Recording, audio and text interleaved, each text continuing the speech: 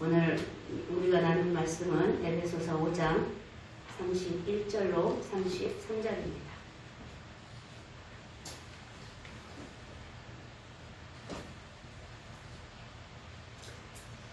(31절로 33절) 한 목소리로 읽겠습니다. 그러므로 사람이 부모를 떠나 그의 아내와 합하여 그 둘이 한 육체가 될지니 이 비밀이 크도다. 나는 그리스도와 교회에 대하여 말하노라. 그러나 너희도 각각 자기의 아내 사랑하기를 자신같이 하고 아내도 자기 남편을 존경하라. 아멘. 매해 가정의 달이 되면 이 에베소서 말씀이 가장 많이 본문의 말씀으로 채택되는 말씀이에요. 그 얘기는 매해 가정의 달이 되면 이 설교를 들었다는 얘기예요. 그러나 설교를 들을 때뿐 전혀 하나님의 말씀이 영향을 미치지 못한다면 우리는 그만큼 하나님의 말씀을 멸시하는 사람들인 거예요. 하나님이 천지 창조의 일을 마치신 후에 가장 먼저 하신 일이 아담과 하와를 부부로 연합하게 해서 가정을 만드신 거예요. 창세기 2장에 보면 창세기 1장에 하나님이 천지 창조의 말씀이 나오고 2장에 보면 아담의 갈빗대를 취하여 하와를 만드셨다 하고 그 둘이 한 몸을 이루게 했다는 말씀이 나와요. 왜 하나님이 가정을 천지 창조 후에 가장 먼저 가정을 부부를 만드셨을까? 그건 바로 창세기 1장 28절의 말씀을 실행하기 위한 첫 단계였던 거예요. 창세기 1장 28절 말씀을 한번 같이 읽어봅시다. 시작. 하나님이 그들에게 복을 주시며 하나님이 그들에게 이르시되 생육하고 번성하여 땅에 충만하라. 땅을 정복하라. 바다의 물고기와 하늘의 새와 땅에 움직이는 모든 생물을 다스리라 하시니라. 아멘. 정복하기 위해서 먼저 해야 할 것이 무엇이었어요?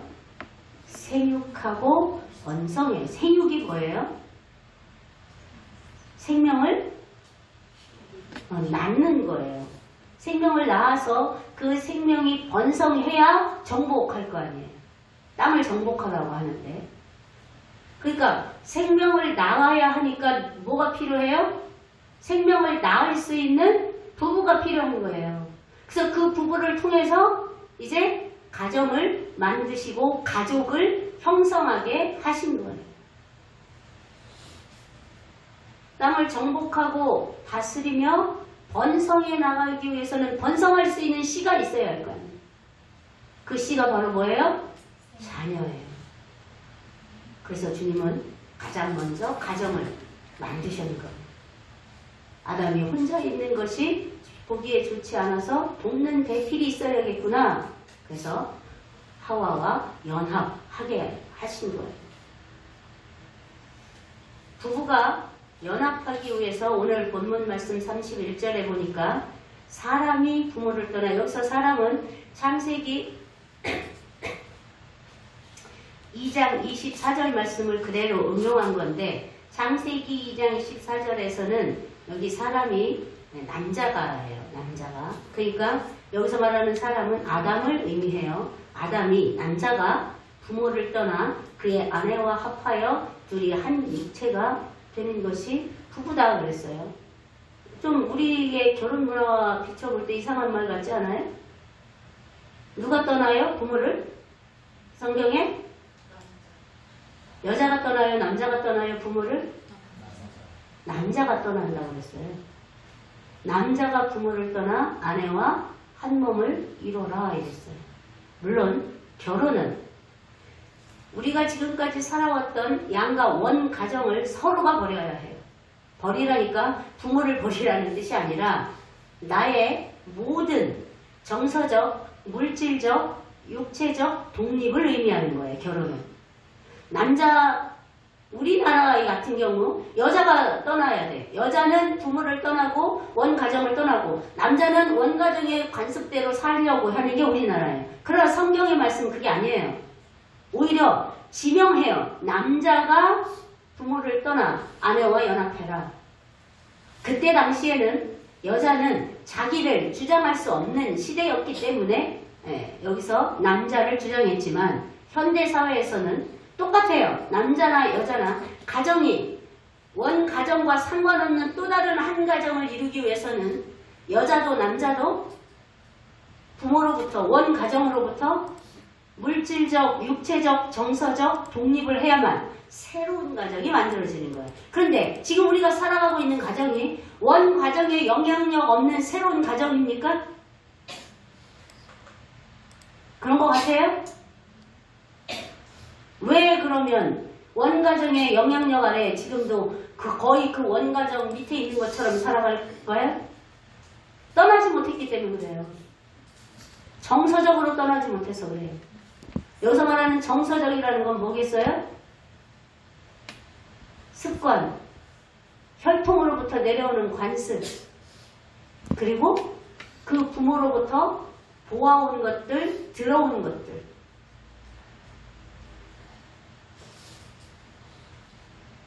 육체적, 물질적, 정서적 독립이 없는 부부는 건강하지 못해요. 그 가정은 건강하지 못해요. 서로를 주장할 거니까.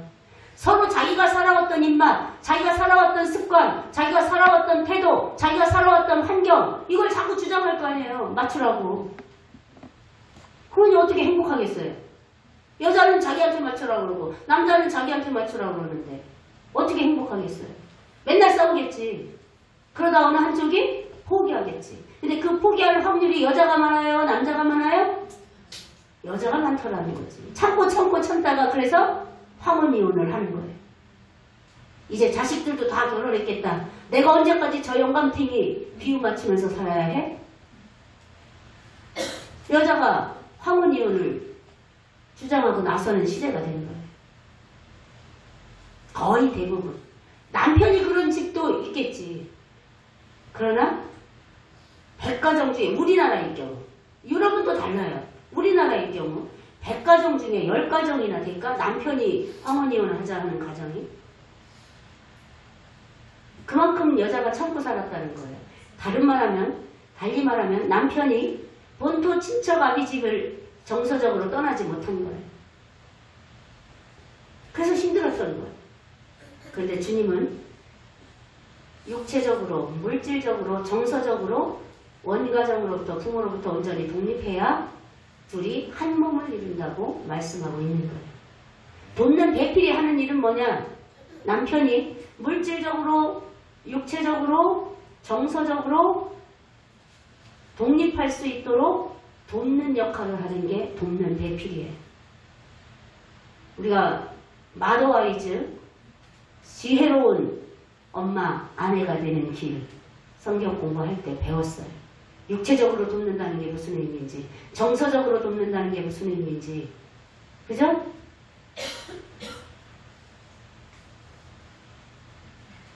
부부간을 가장 연합하기 힘든 게 정서적 연합이에요. 우리가 이제 뉴스에 등장하는 이혼하는 인물들은 유명인들이잖아요. 아니면 연예인들. 그들이 이혼하는 이유로 밝히는 1등이 뭘까요? 성격 차이. 다 성격 차이라고 말을 해요. 듣기 좋게. 그게 결국 뭐예요? 정서적 연합이 이루어지지 않은 거예요. 습관, 취향, 취미, 음식에 대한 입맛, 또는 자기 스타일. 남편이 자기 스타일을 아내에게 계속 고집해요. 집에서도 화장해라. 머리 길러라. 집에서도 치마 입어라. 딱 맞는 옷을 입어라. 헐렁한 옷을 입어라. 페인 옷을 입지 마라. 자기 취향을 아내에게 계속 스트레스 받아서 나는 나 입고 싶은 옷이 있는데 못 입는 거야. 우리 큰올케 언니는 평생 여기 페인 옷을 못 입었어요. 우리 오빠가 못 입게 해서. 그러니까 이제는 페인 옷을 지금 남편이 없어도 안 입어. 왜? 이상해. 여기를 벗은 것 같아. 페이퍼를 입으면. 평생 그렇게 살아서. 자기에게 맞추라는 거잖아요. 다. 너는 없어. 넌 시집 왔으면 뭐 우리나라는 뭐라 그래? 뭐 표시집으로 시집 왔으면 표시 집안에 귀신이 돼야 돼. 주여.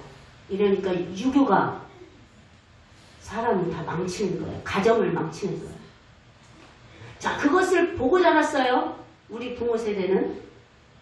우리의 부모의 부모님한테. 무엇을 보고 무엇을 듣고 살았는가. 그리고 어떤 부부관계의 태도를 보고 살았는가가 지금 여러분의 가정의 모습을 만드는 거예요. 다른 데서 온 거 아니에요.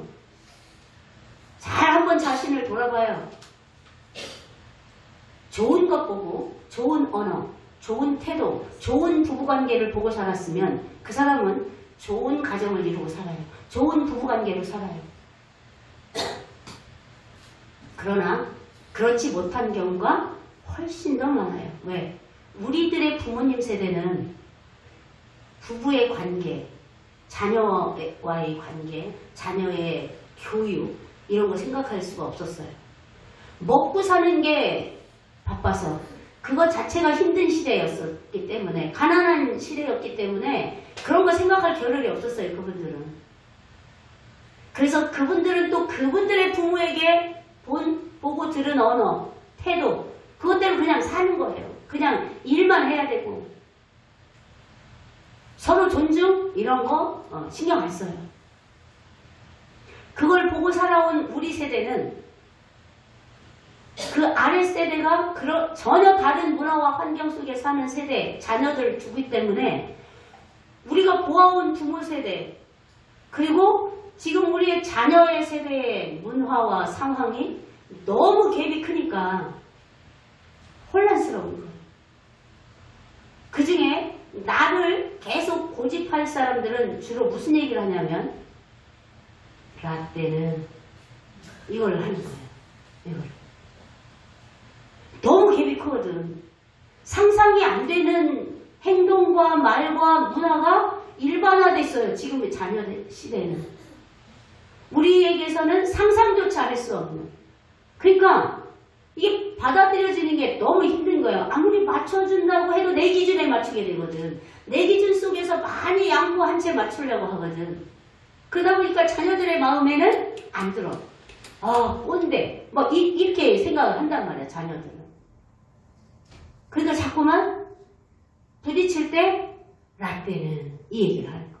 라떼는 아버지가 출근하시려고 그러면 얼른 쫓아나가서 구두를 반짝반짝하게 털어드리고 그랬는데 이놈의 새끼들은 돈 줄게 하라고 해도 안 해. 뭐 이 소리를 하는 거야. 얘들은 지금 그 돈 1,000원, 2,000원 받고 이거 안 하고 싶거든. 근데 그걸 요구하는 거지. 나는 돈 안 받고도 했어. 근데 나는 니네한테는 돈 줄게. 근데도 안 하니까 라떼는이 나오는 거야. 어쨌든 우리 서로를 고집하는 건 이런 정서적으로 부모로부터 독립하지 못했기 때문이고 정서적으로 독립하지 못한 사람들은 미숙한 가정을 이끌어가게 되는 거예요. 미숙한 부부의 관계, 미숙한 부모 자녀의 관계로 살아갈 수밖에 없는 거예요. 그래서 예수 처음 믿은 사람이 성경 읽으면서 그러더라고. 그 배우 허준호가 한 얘기. 성경 속에 우리가 살아가는 모든 법칙이, 규율이 다 들어있더라고요. 그런 얘기를 하더라고요. 맞아요. 심지어 지금 결혼도 그러잖아요. 남자가 부모를 떠나 아내와 연합할 것이다. 어떤 것도 하나님은 우리에게 가르쳐 주시지 않은 게 없어요. 우리가 무시하고 흘려버리거나 멸시하고 내 마음대로 나 하고 싶은 대로 할 뿐이지. 그러니까 하나님의 말씀을 따라 사는 사람은 다른 말로 하면 하나님의 말씀을 따라가는 가정은 실패할 수 있는 가정이 없다는 거예요. 하나님의 말씀을 따라가는 인생은 실패할 인생이 없다는 얘기예요. 남편이 아내를 사랑하는 기준이 뭡니까? 신랑 되신 그리스도께서 교회를 성도를 사랑하신 것 같이 사랑하는 거예요. 32절 한번 볼까요? 이 비밀이 크도다. 나는 그리스도와 교회에 대하여 말하노라. 뭐에 대해서? 그 앞에 말한 아내와 남편의 관계가 있어 22절부터 쭉 그것이 바로 나는 그리스도와 교회의 관계를 부부의 관계를 예를 들어 설명하고 있는 거다 이렇게 얘기하고 있는 거예요.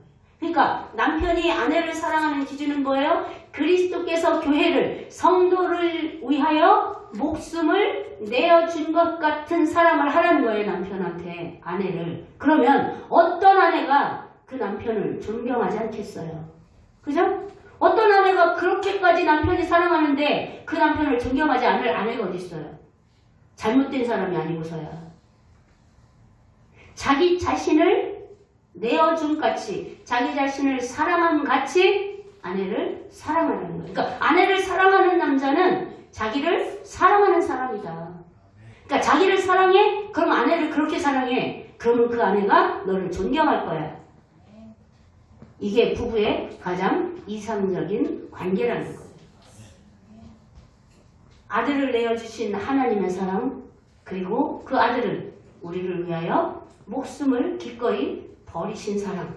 그 사랑이 남편이 아내를 사랑하는 기준이요. 아내는 그 사랑을 감사히 받음으로 남편을 존경하며 사는 것. 이게 가장 이상적인 부부라는 거예요. 그러니까 다른 말로 하면 하나님의 사랑을 알지 못하면 결국은 아내를 사랑할 줄 모른다는 거고 그 아내 역시 남편을 존경할 줄 모른다는 얘기예요.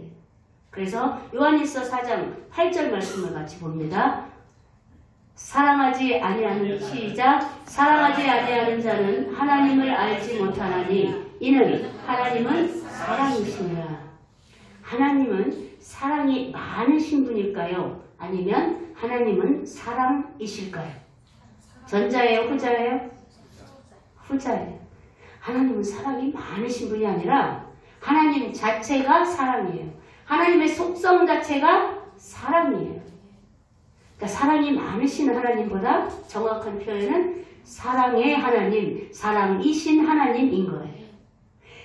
그렇기 때문에 하나님을 알면 사랑할 수 있는 거예요. 하나님이 사랑이시라는 게 경험으로 알아진 사람, 체험으로 알아진 사람은 사랑하지 아니할 수가 없는 거예요. 그 말을 뒤집으면 내가 지금 아내를 사랑하지 못하고 남편을 사랑하지 못하고 자녀를 사랑하지 못하고 이웃을 사랑하지 못하고 성도를 사랑하지 못하고 있다면 뭘 모르는 거예요? 하나님을 모르는 거예요. 하나님의 사랑을 모르는 거예요. 여러분은 그걸 의식해 본 적이 있습니까? 수없이 들은 말씀인데 내가 지금 사랑하지 못하고 있나? 그렇다고 난 하나님의 사랑을 모르는 건데 그렇게 돌아본 적이 있습니까? 그게 삶에 나타나는 게 적용이잖아요. 들은 말씀에 대한. 배우자를 사랑하고 싶다면 하나님의 사랑을 알기를 힘쓰기를 바랍니다.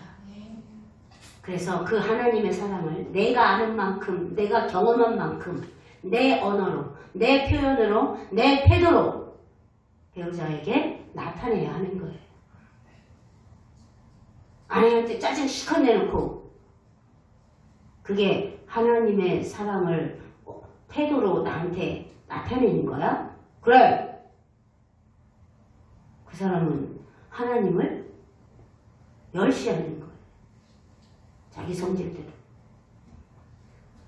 내가 받은 하나님의 사랑, 내가 알고 있는 하나님의 사랑을 내 언어로, 내 표현으로, 내 태도로 상대방에게 보여주면 그 사람은 행복해하겠죠. 자, 배우자의 행복이, 자녀의 행복이 곧 나의 기쁨이 되는 거예요. 그게 정상이에요. 근데 우리는 그 정상으로 못 가요. 내가 이 말씀을 따라 순종해가지고 막 사랑을 줬는데 상대방은 나한테 그 사랑을 안 줘. 그게 보여 우리는. 그지? 그래서 왜 나만 줘야 해? 어느 때까지 나만 줘야 해? 어느 때까지 나만 인내해야 해? 어느 때까지 저걸 참아야 해? 그게 우리의 한계예요. 그 생각이 안 드는 사람은 거의 없어요.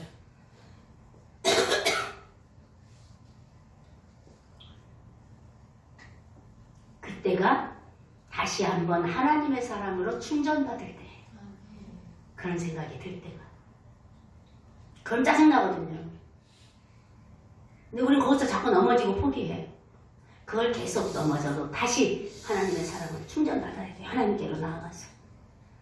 주님은 포기하지 않는 사랑으로 지금도 나와 함께 하시는데 저는 지금 저 태도에 저 말에 포기하고 싶어져요.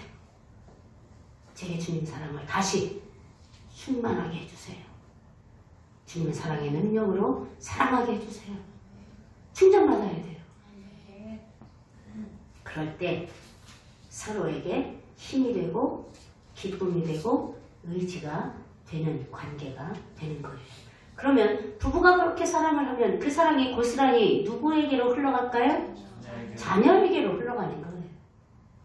그럼 그 자녀는 또 그러한 태도와 언어와 사랑의 모습을 보고 살기 때문에 그 자녀가 또 생육해서 자녀를 낳고 그들과 함께 점점 더 번성하게 되는 거예요. 하나님의 나라가 번성케 되는 거예요. 결국은. 하나님의 사랑을 바탕으로 배우자를 사랑하고 자녀를 사랑하고 부모를 사랑하는 것, 그것이 바로 실패할 수 없는 가장 성공적인, 가장 이상적인, 가장 아름다운, 가장 행복한 가정을 이루는 비결인 거죠. 그게 바로 가장 바람직한 부모가 되는 비결인 거예요. 어떤 부모가 바람직한 부모일까요? 외부에서 저 집 부부는 저 집은 진짜 괜찮은 부모 같아. 그런 소리를 듣는 부모가 가장 이상적인 부모일까요? 아니면 내 자녀에게 존경받는 부모가 가장 이상적인 부모일까요?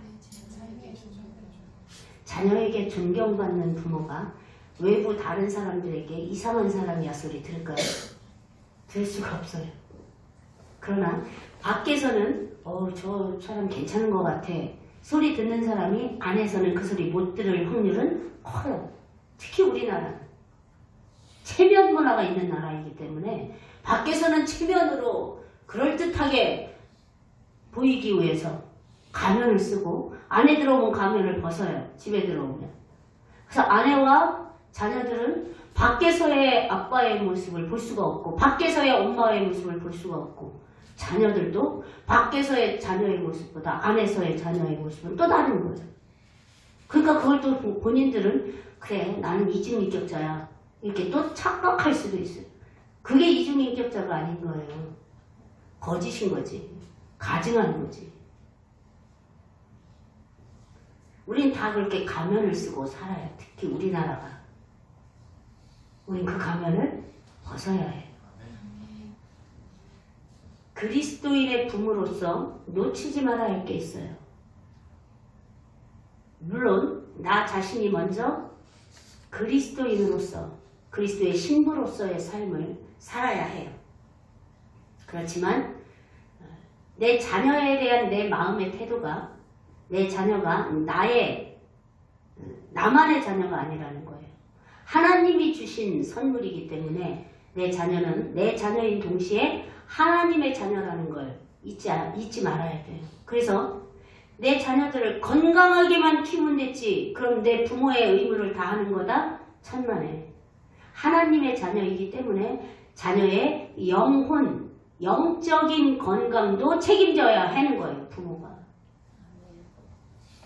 내가 내 신앙을, 내 믿음을 자녀에게 유산으로 물려주는 것만큼 큰 유산이 없는 것처럼 살아가는 삶 속에서도 내 자녀에게 신앙의 태도를 보여줘야 하고 가르쳐야 하는 거예요. 근데 그게 이론적으로 가르치는 것보다 내가 믿음으로 살아가는 걸 보여주는 게 가장 큰 교육이라는, 신앙교육이라는 거예요. 내 자녀의 영혼을 돌보지 않는 자는 무책임한 부모예요. 내 자녀가 하나님의 나라를 알지도 못한 채 살아가거나 이 세상을 하나님보다 우선시 여기며 살아가는데도 아유 다 큰 자식 내가 뭐 말한다고 듣나. 그건 무책임한 거예요. 아무리 얘기해도 안 듣는데 어떻게 해. 그렇다고 포기합니까? 자녀인데? 그럼 나중에 주님 나라에 가서 내 자녀가 그 자리에 없으면 어떻게 할 거예요? 그때 가서 후회한들. 돌이킬 방법이 있습니까? 우리가 돌이킬 수 있는 기회는 이 세상을 살아가는 데 외에는 없어요. 주님의 나라에 갔을 땐 이미 끝난 거예요. 돌이킬 방법이 없어요. 그때는.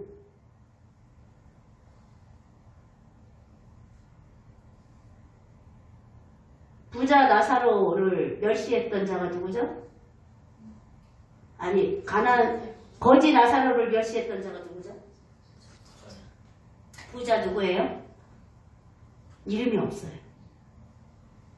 근데 그 부자가 지옥에 가서 후회했잖아요. 이럴 줄 알았으면, 진짜 천국이 있는 줄 알았으면, 나도 그렇게 안 살 뿐 아니라 내 가족들도 그렇게 살지 않도록 했을걸. 누구 한 사람 우리 집에 가서 진짜 천국이 있다고, 진짜 지옥이 있다고 말해주면 안 되겠냐고. 하나님한테 그러잖아. 누구 좀 보내면 안 되겠냐고. 저 나사로를 좀 보내면 안 되겠냐고. 그러나 주님이 뭐라고 하셔요? 이미 많은 선지자를 통해서 수없이 얘기했었다. 네가 안 들었을 뿐이야. 지금 죽은 나사로가 가서 얘기해도 안 들을 거야. 끝난 거예요.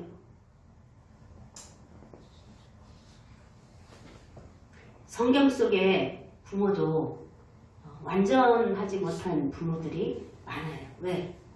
우리 부모도 마찬가지고 부모나 자식이나 완벽할 수가 없어요. 왜냐하면 부모가 된 게 처음이거든. 부모를 경험하고 부모 된 사람이 있어요? 없잖아요. 자식을 경험하고 부모는 됐어요. 그래서 자식 때에 자식으로서 잘못한 건 후회하고 돌이킬 기회가 있어요. 부모가 됐을 때. 늦지만. 그러나 자식으로서는 자식도 처음인 거잖아. 자기도. 그러니까 부모도 처음, 자식도 처음이에요. 그래서 완전할 수가 없어요. 성경에서 성경 준비를 하면서 자식으로서, 자녀로서 이삭은 참 완벽했다. 그 생각이 들더라고요. 자녀로서의 이삭은. 그러나 아버지로서의 이삭은 결점이 많았어요. 야곱과 에서가 갈등할 수밖에 없도록 편애했잖아요. 에서를. 그것을 보고 자란 야곱은 누구를 편애했어요 또? 요셉을 편애했어요. 그래서 또 형제들의 갈등을 마침내는 요셉을 팔아넘기는 이런 일을 유발시켰잖아요. 완벽했던, 제사장으로서 완벽했던 사무엘도 자녀는, 부모로서는 완벽하지 못했어요. 그 자녀들은 제사장으로서 하나님께 영광 올려드리지 못하고 징계받아 죽었어요. 올바른 제사장직을 감당하도록 키우지 못했기 때문에. 아마 자녀를 가장 부모로서 가장 힘든 아픔을 겪은 건 다윗일 거예요. 자녀의 잘못을 그 잘못에 맞게 징계해야 돼요. 형제끼리 뭐 과자 안 나눠 먹었다고 혼내는데 막 종아리에서 피가 나게 때리면 그 잘못에 맞게 혼낸 거예요, 그게? 반대로 형제끼리 죽이겠다고 음모를 꾸미는 걸 알았어요. 그리고 죽였어요. 근데 종아리 몇 대 때리면 그게 그 죄에 맞는 벌이에요? 아니라고. 근데 다윗이 그렇게 했단 말이에요. 그러니까 나중에는 형제끼리 다 죽이는, 그리고 마침내는 왕인 아버지를 반역해서 아버지인 왕이 피난을 가야 하는 이런 일을 겪은 게 바로 다윗이었잖아요. 그러면 그들은 우리에게 전혀 본을 끼치지 못했나요? 그러한 그들의 과오가 왜 성경에 다 기록되었을까요? 우리에게 반면교사 삼으라는 거예요. 자녀를 교육할 때 이렇게 하면 이렇게 실패할 수 있어. 죄에 맞는 징계가 필요한 거예요. 징계하지 않았을 때 그 죄가 더 큰 죄를 낳잖아요. 그래서 잠언에서는 뭐라 그래요? 네 자녀가 잘못했을 때 어떻게 해라? 매를 아끼지 말아라. 매를 아끼는 자는 그 자녀에게 당하게 될 것이다. 매를 맞아도 그 자녀가 죽지 않는다. 그 말은 무슨 얘기예요? 죽지 않을 만큼 패라는 거예요? 아니에요. 내 자식이 정말 하나님의 복의 길을 걸어가게 하는 데 있어서는 매를 두려워하지 말아라 이 말이에요. 그들은 그러한 자기의 실수를 딛고 일어선 믿음의 거장들이에요. 다윗도 아브라함도 야곱도 다. 그죠? 그 실수를 그리스도를 믿는 믿음으로 딛고 일어났단 말이에요. 우린 그걸 배워야 되는 거예요. 그들을 보고. 그랬을 때 그들의 가정이 또는 그들의 후손이 어떤 복을 받았는가. 그럼 그들은 그러한 실패와 실수 속에서도 어떻게 해서 넘어설 수 있었을까? 하나님의 음성을 흘려듣지 않았다는 거예요. 하나같이 그들은 하나님의 음성을 흘려듣지 않았기 때문에 그 실패와 실수를 넘어설 수 있었던 거예요. 자기 신앙을 잘 지켜낼 수 있었고 그리스도인으로서의 삶을 자녀들에게 보여줄 수 있었고 그래서 그들은 믿음의 사람으로서 성경에 우리에게 소개되어질 수 있었던 거예요. 부모는 자녀를 보호하는 기능을 잘 감당해야 해요. 무엇으로부터 자녀를 보호해야 할까요? 오늘 우리의 시대 속에 우리 자녀를 무엇으로부터 보호해야 합니까? 세상의 거짓과 악한 문화. 문화라는 이름으로 지금 모든 그리스도인들, 그리스도인의 자녀들을 이 세상이 잠식하고 있어요. 문화라는 이름으로. 세상의 그 악한 문화로부터 또 부모 자신이 상처를 주지 않음으로 우리의 자녀를 지켜야 해요. 그게 바로 하나님의 동역이에요. 왜? 하나님 우리의 자녀를 통해 그 자녀의 자녀를 통해 어떤 하나님의 뜻을 이루어 가셔요? 생육하고 번성하라, 충만하라, 정복하라, 다스리라는 말씀을 이루어 가실 거거든요. 그러니까 그 자녀를 믿음으로 잘 양육하는 건 하나님과 동역하는 거예요. 사명을 감당하는 거예요. 하나님의 뜻을 이 땅에서도 이루어지도록 동역하는 거예요. 그만큼 자녀 양육이 중요한 거예요. 그러면 자녀들이 복받는 비결은 뭐예요? 자녀들이 번성하고 정복하고 다스릴 수 있는 성공적인 삶을 사는 비결은 뭘까요? 오늘 우리 성경 읽은 본문 밑에 6장 1절, 2절, 3절을 다 같이 한번 읽어봅시다. 자녀들만 시작. 자녀들아 주 안에서 너희 부모에게 순종하라. 이것이 옳으니라. 내 아버지와 어머니를 공경하라. 이것은 약속에 있는 첫 계명이니 이로써 너희가 잘되고 땅에서 장수하리라. 네. 뭐 하라고요? 자녀들은 부모에게 순종하라. 또 하나 공경하라. 공경이 무슨 뜻일까? 공경. 무례하지 않는 것. 또 사전적인 의미로는 공손히 받들어 모심이에요. 사전적인 의미로 공손히 받들어 모심. 뭐를? 부모님의 말을, 부모님의 뜻을. 그죠? 공손히 받들어 모심. 그러지 않는 게 무례한 거죠. 그러지 않는 게 불순종이에요. 근데 자녀가 잘 되고 이 땅에서 잘 되고 장수하는 비결이 공손히 받들어 모심, 공경하고 부모에게 순종하는 거예요. 그럼 여기서 말하는 잘 되고 장수한다는 건 무슨 뜻일까요? 그냥 단순히 오래 사는 거? 한 125세 사는 거?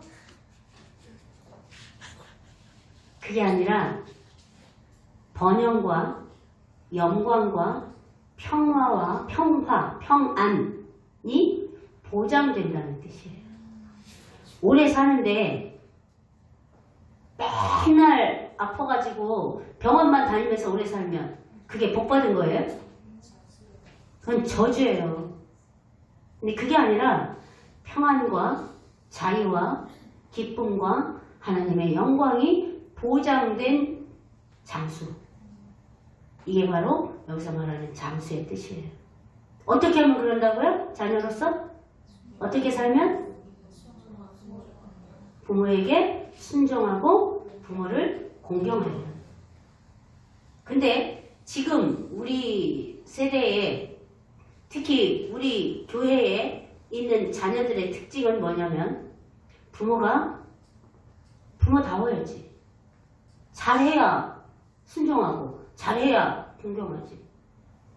자기들도 실수하고 잘못하는데 그래서 우리만 잘하라면 뭐예요? 선생이 자기들 잘못하면서 우리한테만 잘하라고 하면 우리가 말 듣나? 이 가치관을 갖고 있어요. 자, 이 가치관이 정답이라면 잘 생각해봐요. 그 가치관으로 자녀가 부모와 살아간다면 그 가정의 질서가 유지될까요? 왜? 완벽한 부모는 없으니까. 그러한 가치관이라면 교회의 질서가 유지가 될까요? 나아가서 사회 공동체의 질서가 유지될까요? 그 가치관이라면? 어떤 회사도 다 문 닫아야 해요. 자, 그렇게 나아가면 국가 존립 자체가 무정부 상태가 되는 거예요. 그 가치관이라면. 그러면 어떻게 살아야 한다는 거야? 부모는 잘못해도 되고 자녀만 잘해야 된다는 거야? 아니. 자녀들은 부모가 잘못하는 것밖에 안 보이지. 지가 잘못하는 게 더 많을까? 횟수적으로 본다면. 지가 불순종한 게 더 많을까? 부모가 지들한테 잘못하는 게 더 많을까? 횟수적으로 따진다면. 그러나 그걸 생각 안 해요. 부모가 내 마음에 안 들게 한 것만 생각해요. 부모도 마찬가지예요. 본인들에게 권위자가 있어요. 우리의 기준은요, 부모가 잘하면 잘하고 선생님이 잘하면 공경하는 게 아니라 우리의 기준은 하나님의 말씀이에요. 하나님이 우리 모두의 주권자예요. 하나님의 주권을 인정하면 하나님의 말씀에 순종하게 돼 있어요. 근데 하나님의 말씀이 뭐라 하느냐? 모든 권위는 내가 허락하는 거야. 그러니까 너희는 모든 권위에 순종해라. 이게 하나님의 말씀이잖아요. 그럼 잘못하는 것도 따라가란 말인가? 또 이렇게 반문해요. 꼭 순종하지 않으려는 사람들이 하는 반문이에요. 그게. 말이 안 되는 거잖아. 권위자가 불의를 행하는데 그걸 따라가라는 말일까요? 이 말이? 주님의 말씀이 권위에 순종하라는 게 아니라고. 그게 아닌 걸 분별하면 무례하지 않게 가서 거절할 수 있지. 같이 불의를 행하자고 말할 때. 또는 선생이 불의를 행하는 걸 봤어요. 여러 가지 방법이 있어요. 그러나 그 권위만큼은, 선생이라는 권위만큼은 내가 무례하지 않게 대해야 된다는 얘기예요. 그 불의에 대해서는 말할 수 있지만 부모도 마찬가지인 거예요. 부모가 완벽할 수 없어요. 부모도 잘못하지. 실수하지. 그러니까 부모 공경하지 못한다? 그건 자기가 그렇게 살겠다는 뜻이에요. 그건 이유가 될 수 없어요. 그건 하나님의 자녀의 가치관이 아니라 지금 망해가는 세상의 가치관인 거예요. 그건 질서를 다 깨뜨리는 거예요. 그 말을 뒤집으면, 그 가치관을 뒤집으면 나 편한 대로, 내가 옳은 대로 살겠다는 거예요. 내가 아무리 옳아도 하나님의 기준에 합당하지 않아요. 나는 내 유익, 내 이익, 나 편함, 이 기준으로 옳음을 행하거든요. 그 누구보다 옳음이 강한 사람이었어요. 자기 옳음이 강한 사람은요, 절대 다른 사람한테 피해 안 줘요. 피해 안 주려고 노력하며 살아요.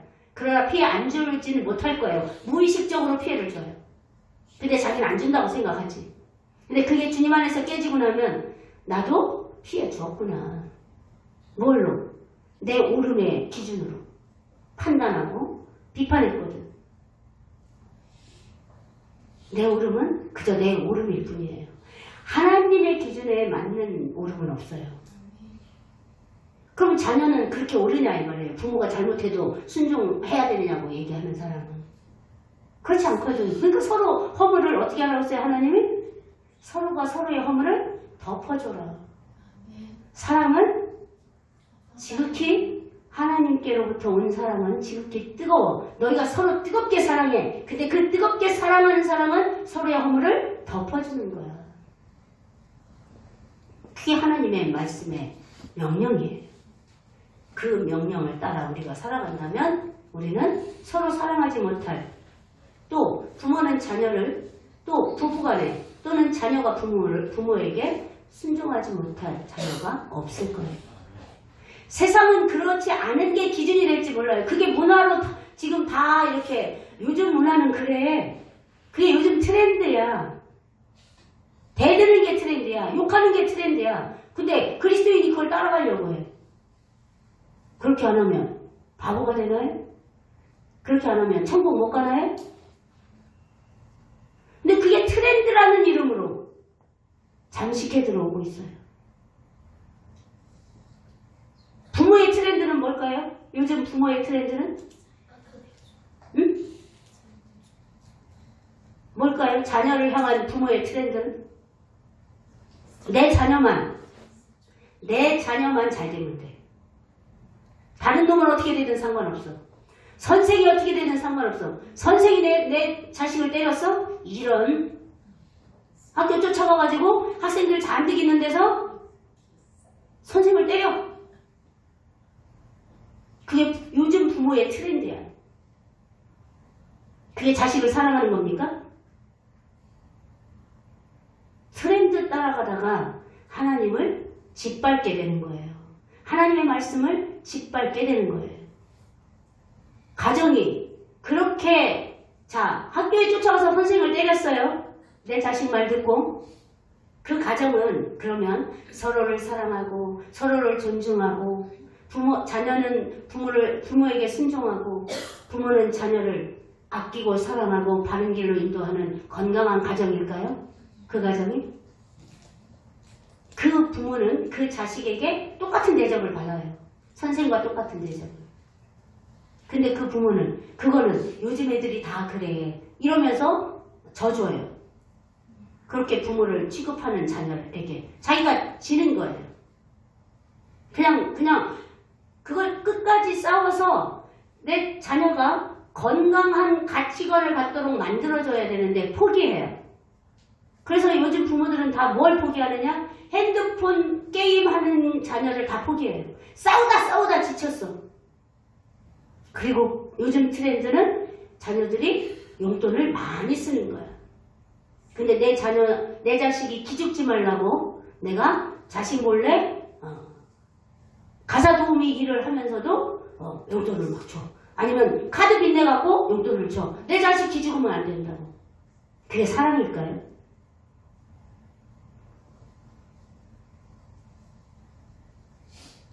우리가 트렌드와 요즘 유행하는 사회 현상과 하나님의 말씀에 세워져 가는 것, 이 갭이 너무 커요. 비슷해야 말이지.